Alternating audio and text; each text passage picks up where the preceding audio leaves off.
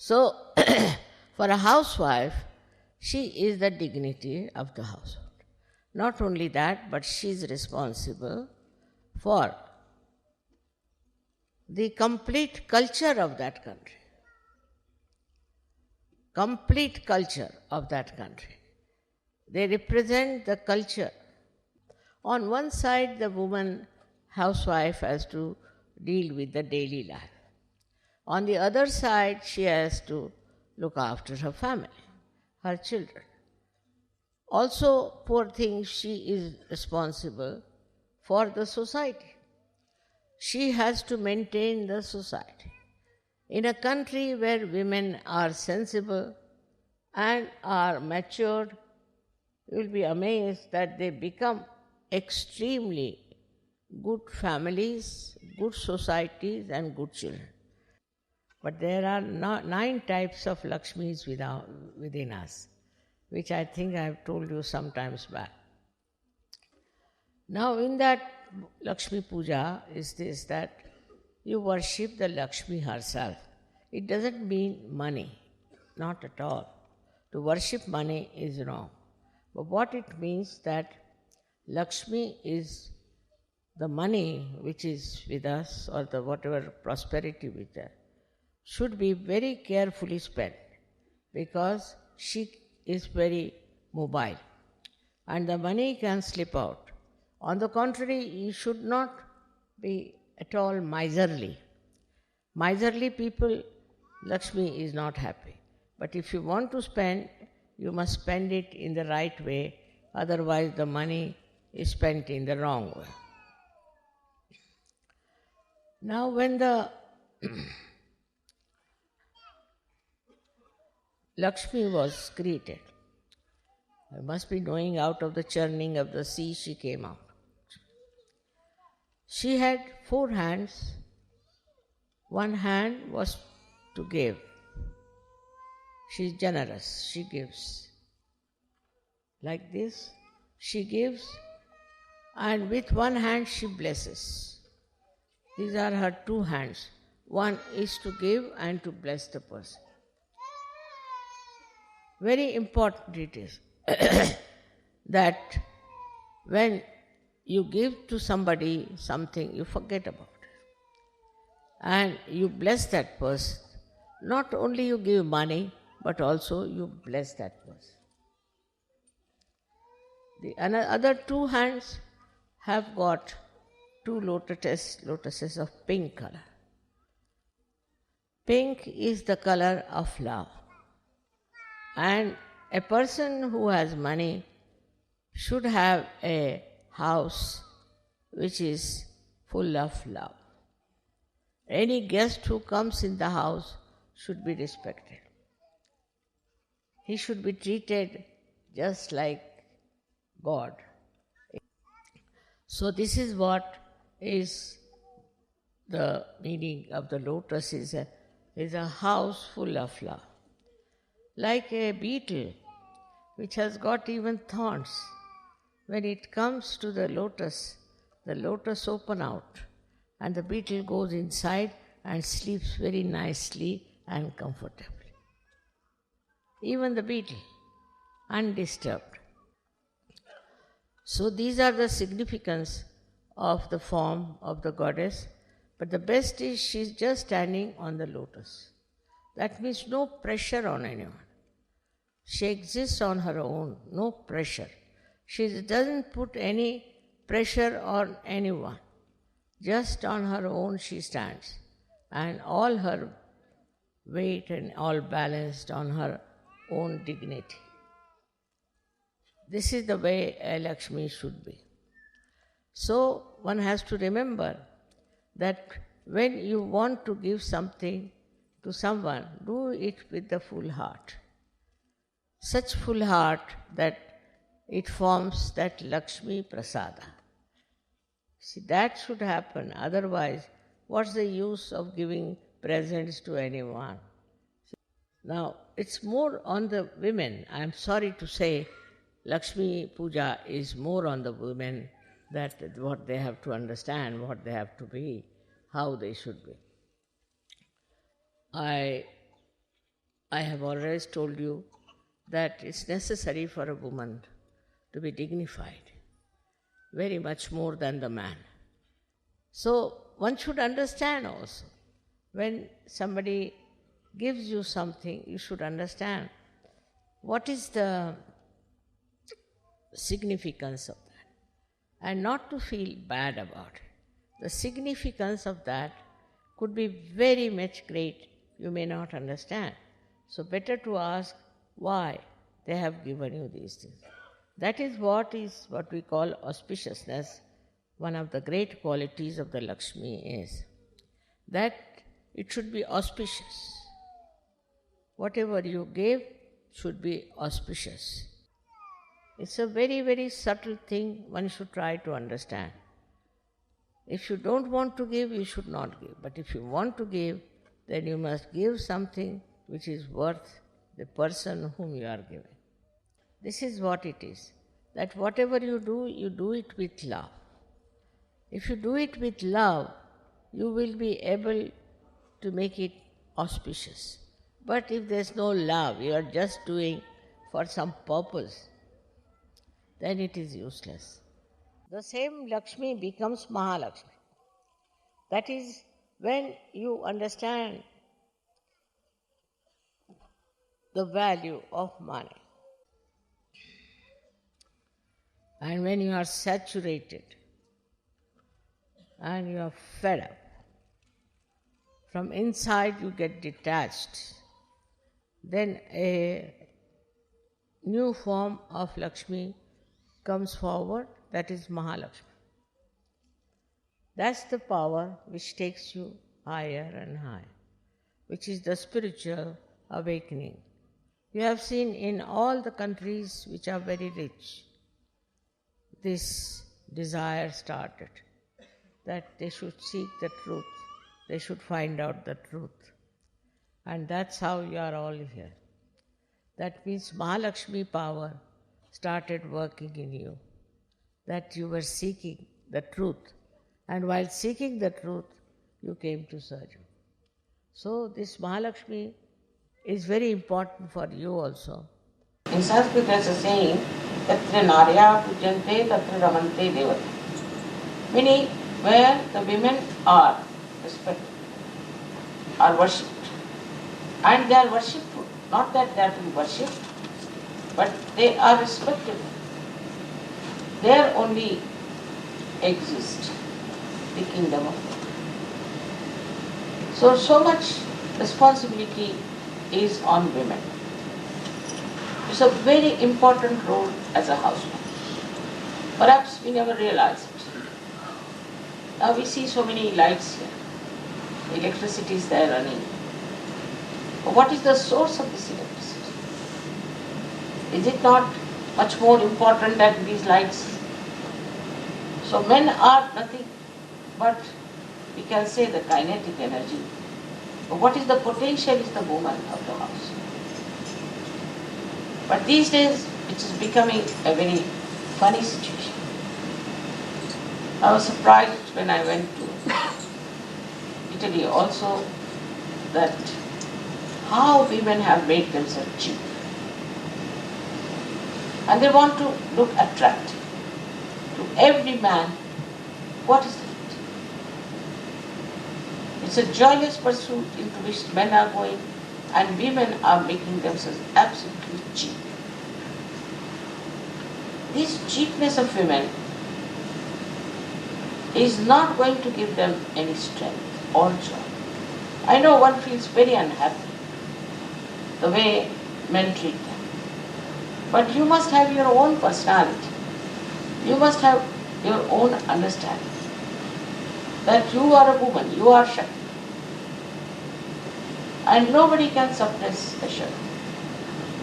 But if you do not keep to your own personality or to your chastity, then you cannot achieve your goal in life.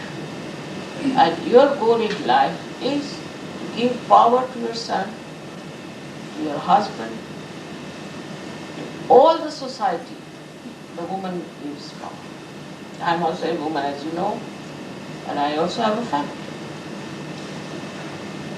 With all the powers that I have, I never showed them that I had all these powers. I always listened to my husband, obeyed him, though sometimes he was very unreasonable also. And he also came from a society which was more Islamic oriented. But it was just a joke for me. Because I thought he's just like a child. And I have to be very patient. He always says that because of my powers he earned everything in life. Always, in the presence of everyone he says so. I don't know that part.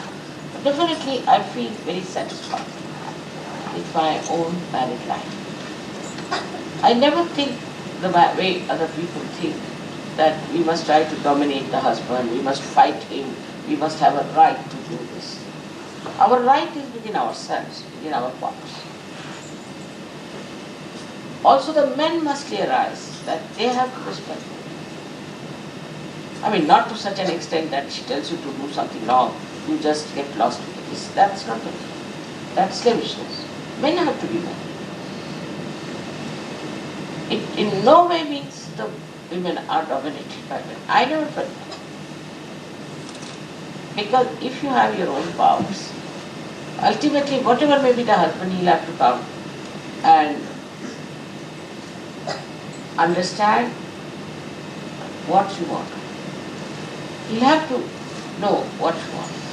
I've seen it many times in my own lifetime that it has done that way. I would never say anything. Suppose he gets angry, I would keep quiet. Alright? After all, he has to fight outside and he has to take out temper on people. What could he do? If he does this to others, they will beat him, so it's better he takes out temper on me. And I never felt that way, that he's dominating me. Only day I thought he's taking out his temper. But I've seen that whenever I said something to him, he thought of it. In his lifetime I've taken 11 decisions. And all these decisions, he still remembers one by one and knows that it was very, very important. Other things I never tell him what to do.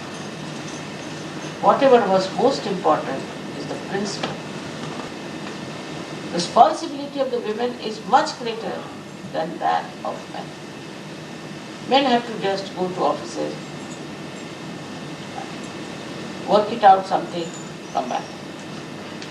Women have to lifelong generate the energy for the growth of the children, the protection of the husband, for all the sensible things that she has to do. That's why in India we say a woman is to be absolutely respected. And she has to be respected. Now we are husband and wife because we love each other. We are complementary. Woman is a woman, man is a man. Men should not expect women to be like you, very fast, and women should not expect men to be like you, very, should say, noble.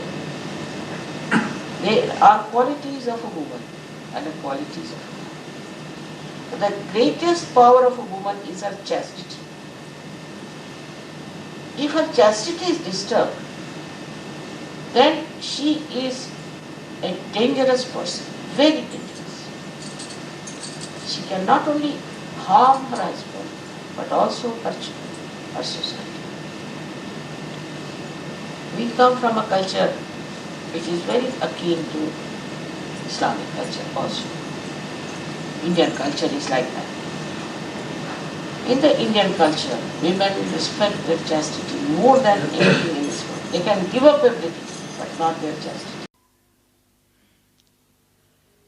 So when you start seeing yourself, your heart opens out. Unless and until you learn how to open out your heart, how can you enjoy? Open your heart. Third one is a very beautiful thing, is the Lakshmi Pujan. It's the day they worship Lakshmi. I've told you many times, the symbol of Lakshmi was created really beautifully. And it was so that she came out of the water.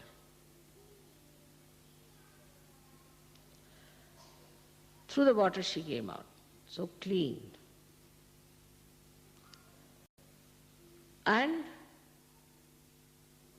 she has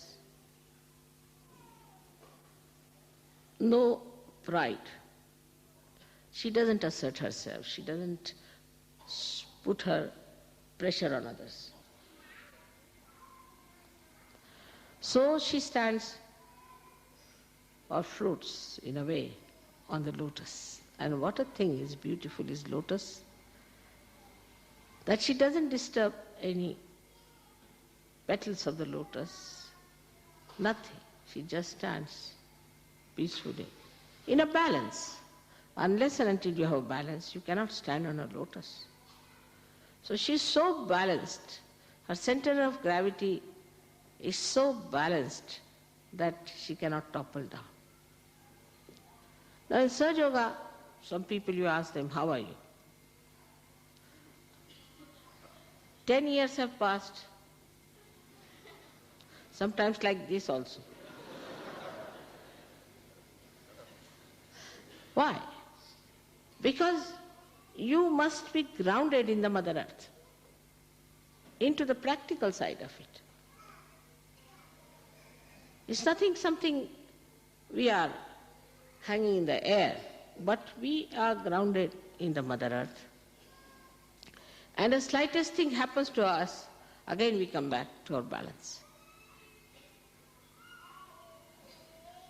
So this is her position when she stands up in the lotus. Now she has a hand, one hand like this, one hand like this. And there are two hands which have got, again the lotus is the pink ones. Yesterday you saw the pink. Pink is her fragrance, I think, is spread on the sky. But she's pink. Pink because that shows that her house, her nature is pink. Pink is inviting, is loving. Because he must have a cozy, beautiful, cozy, again I say cozy house. Cozy doesn't mean like a hospital. Anything drops, you feel frightened. Oh my God, let me pick it up. Cozy means where you are comfortable. It's all right. In the house, in the home, if somebody comes and stays, then if little bit is here and there, doesn't matter, then you put it right. But that doesn't mean a lousy house also. It should not be taken as a lousy house, but a house which is inviting. When people come in, you give them a place to sit down and make them enjoy. So we have to be not to this extreme or that extreme, but something that will give joy to others, to visitors, to people who come to your house, will soothe the sick. People should feel happy to come to your house. So there's no showing off. Not to show off, but to make them comfortable and very happy. You can do lots of things, very interesting things, if you have the Lakshmi principle in you. That's what it is, a personality which is joy-giving. Like a lotus, as I have told you before also, a beetle comes, a black beetle with horrible thorny legs, and enters into this lotus for sleeping in the night, you see. And the lotus closes down, its coziness on it, and it sleeps very comfortably. And then next day it opens out, so it flies out. That's how your homes, your ashrams, your hearts should be. Beautiful. So that anybody can feel that soothing and that comforting feeling when they are in your company. But this is not the end of it. This is only the Lakshmi principle I told you. But once this Lakshmi principle covers you up, then the Mahalakshmi principle starts. Is that you think of the world as a great challenge to you. That you have to give them Mahalakshmi principle. That you have to give them realization. You have to raise them up. And this principle, once starts working in the Mahalakshmi principle, then all the problems are your own. You have to start working it out. Change the attitude is the best way I can say towards all other things that we have to solve the problem. We are here to solve the problem. So, out of the Lakshmi principle, I hope you get all the tattvas, all the principles satisfied in you fully, and also the Mahalakshmi principle flows through your being. You have to be very satisfied and comfortable people, not to find faults. If you are finding faults, then know that you are not Sajogis. But we must know how the whole principle of benevolence is working itself. The whole Param Chaitanya is doing the benevolence part. You must know that. As I have told you before also, we have to be like the sea, which receives all the rivers into it. If you are on top of the hill, you cannot receive anything. So you have to be like a sea to receive everything, and you have to be at the height. As I told you the other day, the same way, that very close to this sea, there should be a personality which is above everything else. Such a beautiful personality you should have is the depth of the sea and the height of the Kailasa.